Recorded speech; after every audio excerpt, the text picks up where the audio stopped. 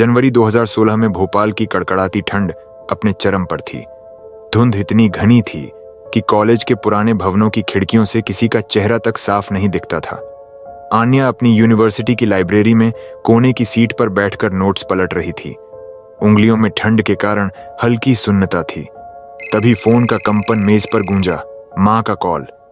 जैसे ही call receive किया, उधर से घबराई हुई आवाज आई, आन्या, आरव का एक्सीडेंट हो गया है। उसकी बाइक को एक तेज ट्रक ने साइड से मारा। वो बहुत बुरी तरह घायल है। तुम तुरंत सिटी हॉस्पिटल पहुंचो।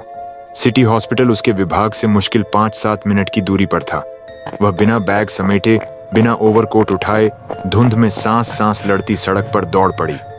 आईसीयू के बाहर करुणा, उसके पिता, मामा और कुछ पड़ोसी मुंह लटकाए, आंखों में रात भर की जागी थकान लिए बैठे थे। जैसे ही वह पहुंची, मां ने उसे कसकर गले लगा लिया। डॉक्टर कह रहे हैं हालत बहुत सीरियस है। पापा की धीमी आवाज उसकी हिम्मत चीर गई। घंटों की घबराहट के बाद जब दरवाजा खुला तो सफेद एप्रन पहने डॉक्टर बाहर आए। उन्होंने गंभीर आंखों से देखा और धीरे धीरे कहा, अभी खतरा टल गया है। आरव की नब्ज स्थिर है, लेकिन उसे निगरानी में रखना होगा। सबने चैन की सांस ली, पर जैसे जैसे शाम गहरा रही थी, आईसीयू के भीतर से आरव के दर्द भरे कराहने की आवाजें गलियारों में फैलने लगीं। हर कराह जैसे दीवारों के पार दौड़ती, हर कान में चुभती जा रही थी। कुछ देर बाद आरव को वार्ड के एक अलग कमरे में शिफ्ट किया गया। मां थककर कुर्सी पर सिर रखकर झपकी लेने लगी तो आन्या धीरे से दरवाजा खोलकर भीतर गई। वह मुस्कुराकर उसके पास पहुंची ही थी कि आरव ने आंखें खोले बिना एक अजीब पुराना फिल्मी गीत गुनगुनाना शुरू कर दिया।